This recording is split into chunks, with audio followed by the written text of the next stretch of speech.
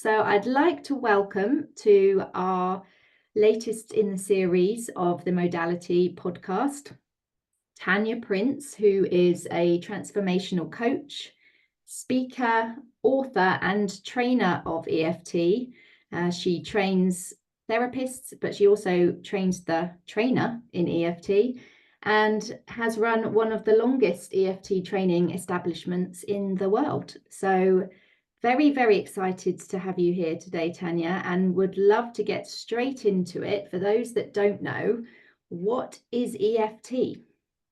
Well, thank you very much, Amanda, for inviting me to do this. I am very passionate about EFT, so you might pick that up.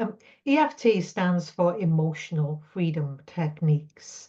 It's and it's often described as a psychological form of acupressure, but I think that definition doesn't truly give it the full scope because that just infers that we work with the mind. And it couldn't be far further from that. We work through the body often because it's a tapping technique, yeah, a form of acupressure, a very modern form of acupressure. It's incredibly powerful because it's one of the new kind of what we call energy psychology techniques that works at the energetic level of the body, the power level of the body. And I think if you think about this, a house, I'll use a simple term, a house. If you haven't got a power supply to your house, nothing works, you know. So we work at that level, very kind of simple level, but we get profound results. And you don't really need to believe in EFT for you to get results with that, which is fabulous because a lot of people may come to us. In fact, when I started in this business, a lot of people would come to me in desperation. They would come with the idea, I have tried everything. Nothing has worked for me, and I don't even believe in this, but I'm so desperate. I'm just giving it a go. So the beauty is you don't need to believe in it. We get a lot of really, really, really good results, even when people don't have that absolute belief in this, as long as they kind of open a little bit and not fight in the process, we can get some good stuff. Further to what is EFT, probably a good one is I've worked with many people through time, and I always recite this case because it gives you an idea of the scope of the technique. One of the earliest cases I worked with many, many years ago was a lady who had a lifelong phobia of spiders, cockroaches, and frogs.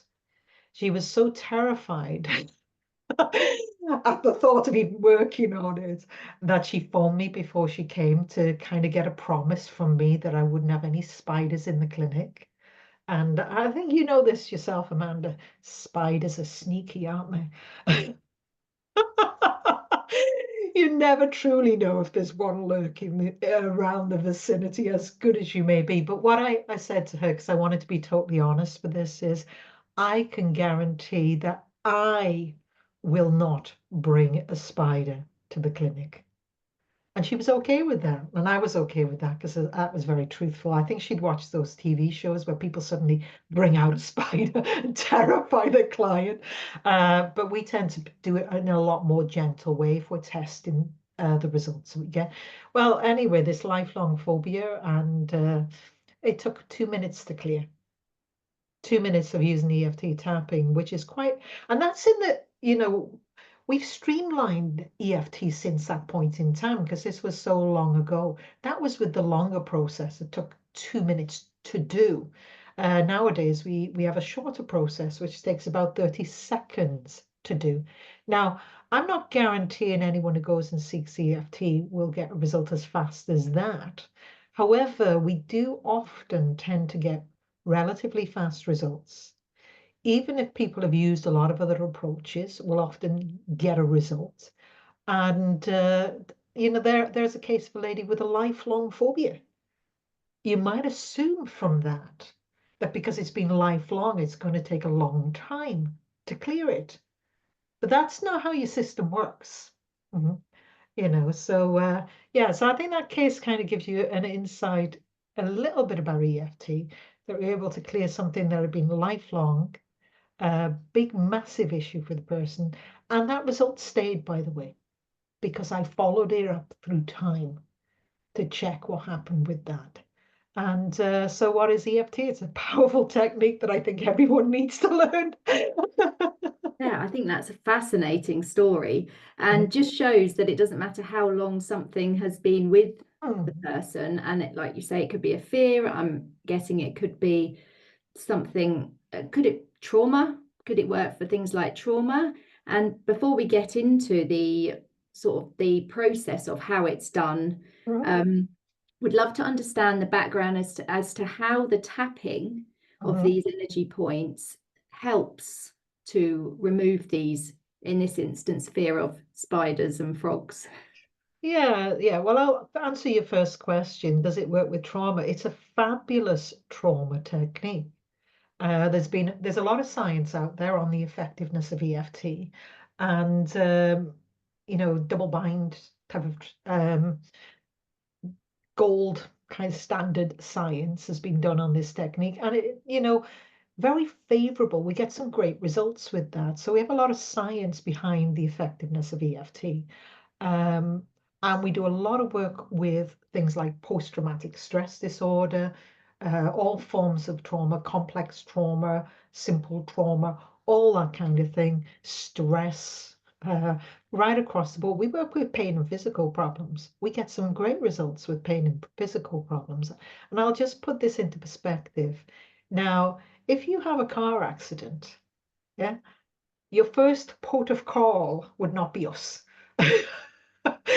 You need to go to see a doctor because they're fabulous at mechanical kind of problems there, and that acute type of injury. However, a lot of chronic problems that people experience is more to do with the accumulated effect of trauma on the body as emotional trauma, the stresses, the strains that we go through in life that just accumulates as the years go by, and eventually leads to this breakdown of the system. So we're very good at working with that, to clearing out all that kind of trauma we accumulate through time, and to bring us back to balance. Mhm.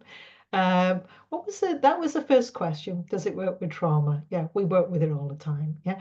The second question, I can't remember that because I said so much about the first one.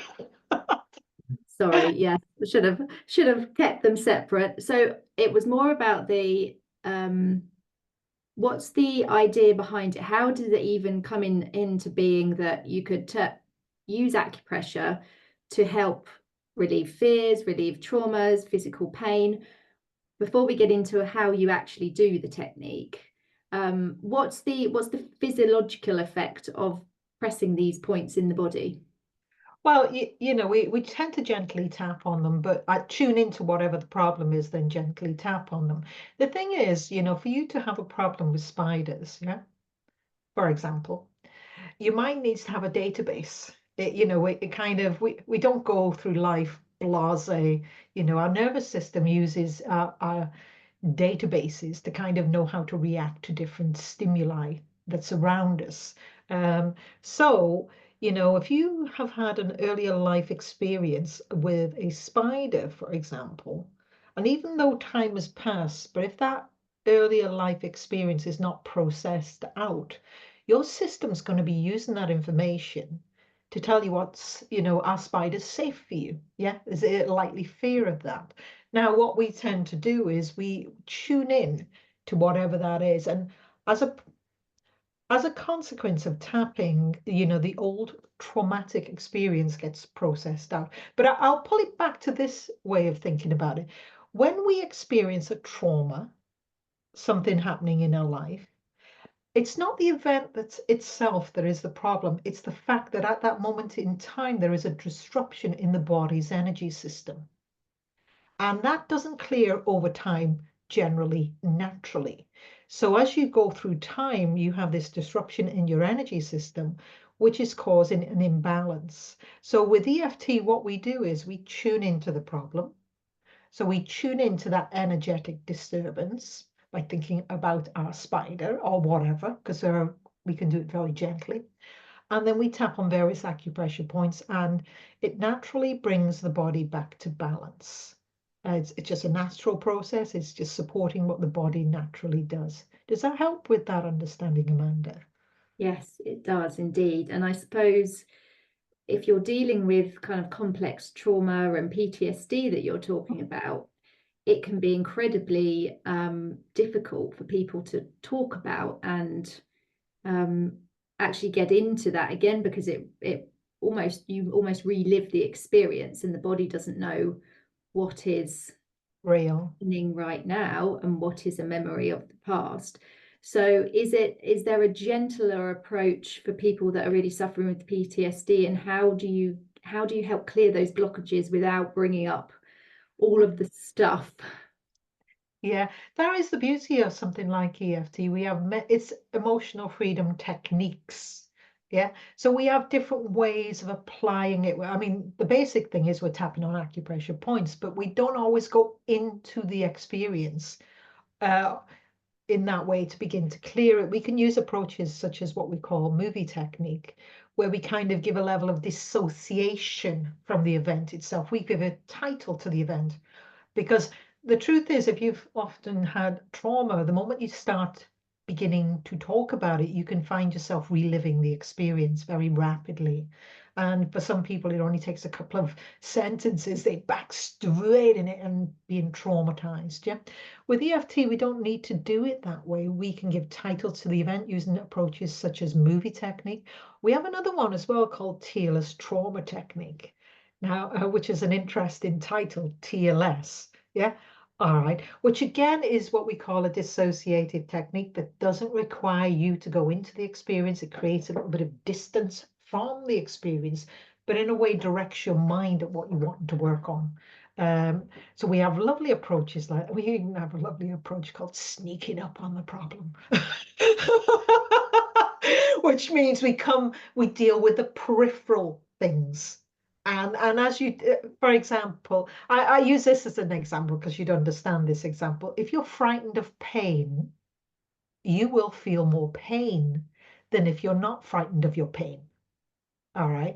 Now, if I was wanting to work on that, I could tap away and deal with your fear of the pain.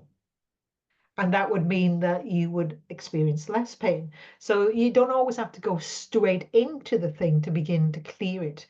So we have many different techniques and approaches within EFT to enable us to be able to do this in a way that would be right for the client, because you want to keep the client as safe as possible when they're working on things. Now, just to put this into perspective as well, a lot of EFT people will say this. As much as we're working often on big traumatic things, you'd be surprised that there's a lot of laughter in EFT sessions and a lot of fun to be had in EFT sessions. And the reason for that is we tend to laugh and be quite happy when we're clearing stuff, when we know something works. So you can kind of have that. Maybe there's a few tears sometimes, but then maybe there's laughter because laughter is one of those ways. It can often be part of the releasing processes that the human body has. Tears are not the only way we release stuff. They're one way, but there are other ways as well. So, yeah, does that help with that, Amanda? Yeah, definitely. And so this obviously is something that people can do with a practitioner, but I think actually it's also really empowering when people understand how to do it for themselves, is that they can do this, I'm guessing, on a daily basis for a variety of things if they want to. It could be a fear of public speaking, or fear of going to the dentist or something like this. Are you, whilst you're helping to clear things, are you also helping people to understand how to do it for themselves? Absolutely, because although I train a lot of therapists in EFT, I also have a lot of what we call lay people who not really within the profession, who just want to learn it as a self-help approach. And I have seen people who've just come in very fresh with no understanding of EFT at all, who've come into a training course to learn how to do it, and they're getting results like that because it is a simple approach. It's simple, it works in alignment with how we function. So I've seen people very, very new to EFT to get some fabulous results. And equally, a lot of people use it as a self-help, a way of helping themselves to clear stuff. And I've seen some tremendous results that people have had with it, both for emotional things, physical things, and confidence. fear of dentists. Although fear of dentists can have underlying trauma, but equally, it's almost like you have the power at your own fingertips to be able to clear this stuff. And that again, if you think about that idea, being able to clear stuff by tapping on the body, that you have that ability to do that, it immediately brings you into feeling a bit more empowered. Yeah, because we tend to feel worse when we feel there's nothing that can help us. We're powerless. The moment we have a tool that can help us, we start to come into our own power. And it's just fabulous to know that you can do that. Mhm. And Yeah. also, I will put this here. I don't know how anyone in society survives without knowing a technique like EFT, because I come from an incredibly big family. Just from that one level alone, I am the family therapist. And so, it's and as a mother as well, you have your kids, and to know that you can help your kids if they come up with these challenges, because they do, don't they? Your children have challenges, and to know that you can help your family, your children, your spouse, whoever, with stuff like that is very empowering. Mhm. Brilliant. And so actually, I think this would be a perfect opportunity to perhaps run through a technique to show people how they can do this for themselves. Now, I know people are going to be listening to this on the podcast, but we're also going to be putting this on our YouTube channel as well, so that people can actually have a look at the technique, see how simple it is for them to do, and give it a go themselves at home. All right. Now that there's many levels of what you can do with this. I just say before we do that, that one of the things that we do teach people is how to kind of work on their own issues. And what we say is, if you've had any traumatic experiences in life, and you're kind of one of the ways of really making massive transformation for yourself is to tap every single one of those events out. Yeah. Because whatever you've experienced in life, generally it's in the past. And you can tap that out and therefore be more present in the now. And that is stunningly empowering, tapping out the impact of the past and becoming more present in the now and taking your own power back. With that being said, do you, Amanda, have something you can work on right now? Something simple, because I don't want to go into the biggest traumatic event in your life. Something nice and simple. Mhm. I mean, I think something that many can probably relate to is the constant hamster wheel and the juggling of daily life, and particularly mothers that are working with children and have children as well. So have you got something that could perhaps help with overwhelm if you wake up thinking, oh my God, I've got a million things to do today and I don't even know where to begin? All right. When you thought all that, where are you feeling now in your body, Amanda? Head. All right. What kind of feeling is it? Probably a heaviness. A heaviness feeling in your head when you think was it a million things to do? Is that one of your thoughts? What I'm looking at is thought and where you're feeling it. I'm linking the two things. How intense is that feeling that you have right now when you think that I've got a million things to do? Not a 10. Not a 10, no, probably about a 6. All right. So when do you think I got a million things to do? Is that getting that kind of heavy feeling in your head? Yeah, it sort of sits at the top of my head. All right. All right. So what I'm doing there is identifying what the problem is that you want to work on, identifying a way that we can get feedback on that. So we have an intensity rating on that, and you have the physical that you're kind of setting up for this. Then we tap on the side of the hand and we just tune into this problem. And the thing is, this one, we don't have to make any dissociation. We can just go directly to it. It's there. Yeah. So even though I have so many things to do, I have so many things to do, and I have this heavy feeling in my head when I think about that. and I have this heavy feeling in my head when I think about that. I accept I feel that. I accept I feel that. So even though So even though I have so many things to do, I have so many things to do, this heavy feeling in my head this heavy feeling in my head when I think about all of that. when I think about all of that, I accept I feel this way. I accept I feel this way. So even though I I have so many things to do, have so many things to do, this heavy feeling in my head when I think about that, this heavy feeling in my head when I think about that, I accept I feel that way. I accept I feel that way. And we can tap on the top of the head. Yeah. This heavy feeling in my head. This heavy feeling in my head. On the eyebrow. I have so many things I've got to do. I have so many things I've got to do. Side of the eye, the heavy feeling in my head.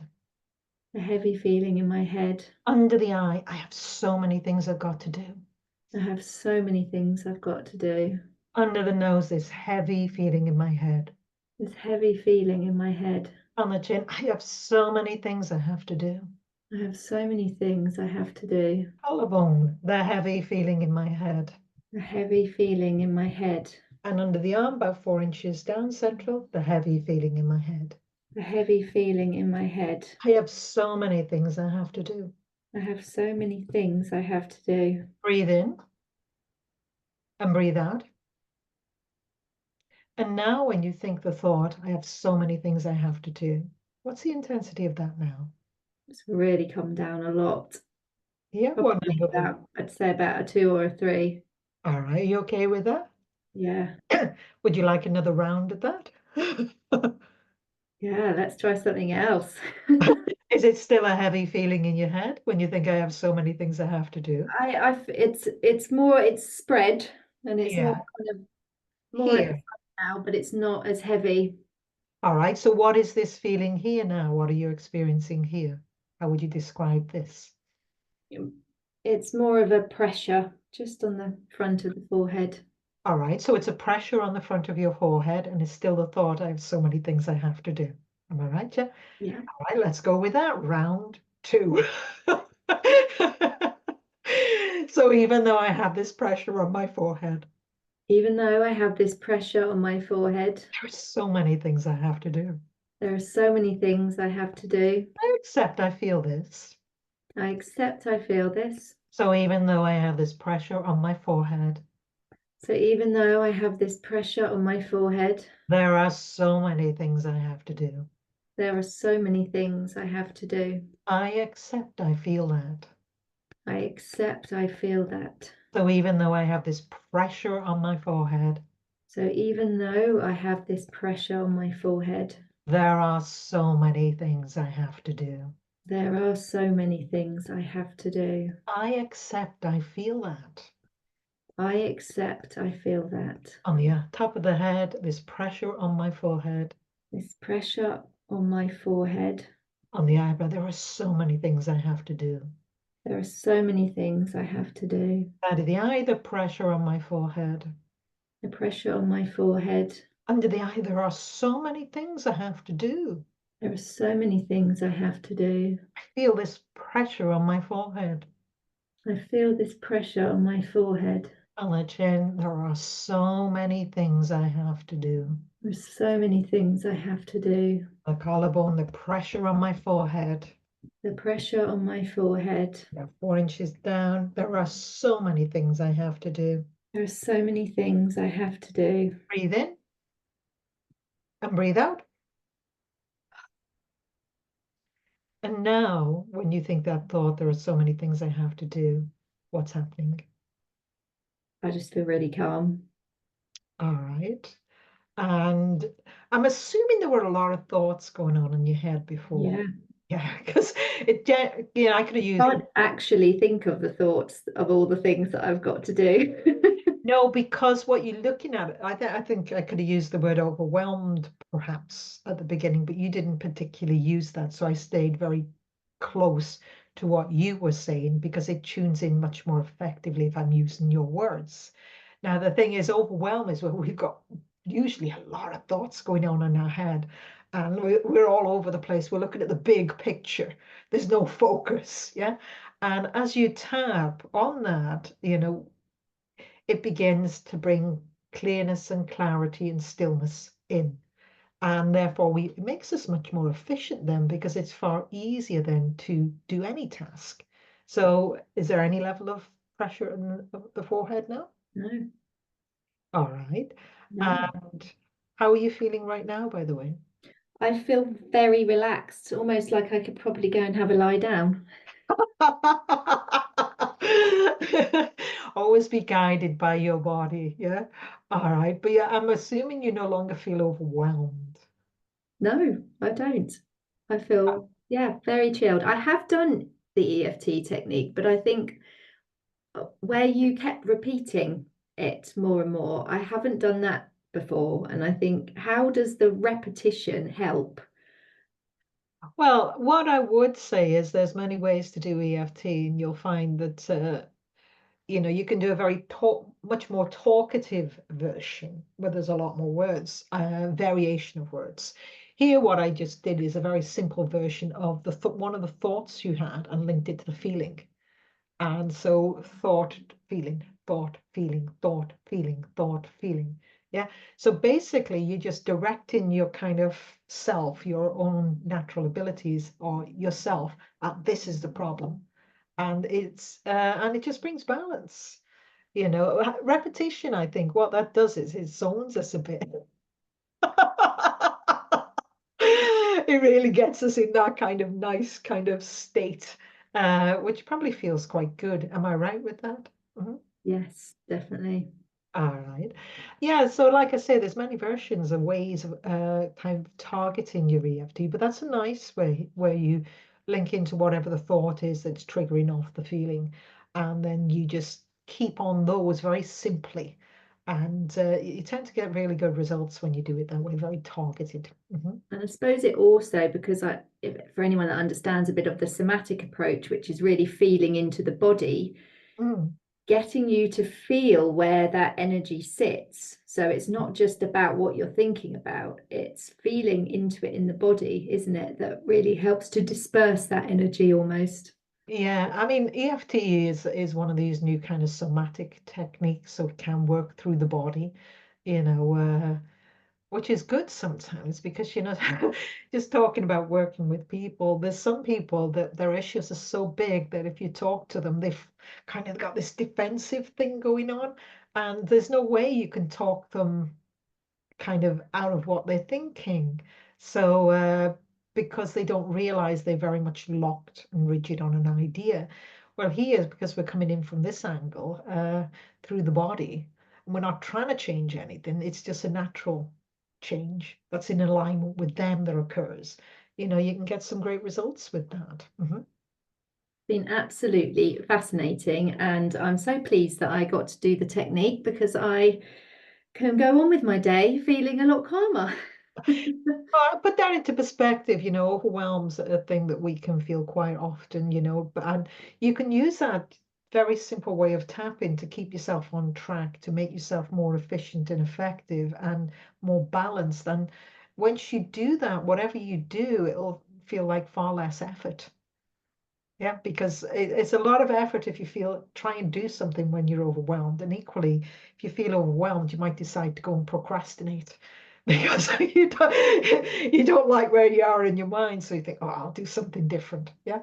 So I would think that tapping on that uh, periodically keeps you focused. So it's a very good little tapping sequence to do to just keep you on track. Mhm.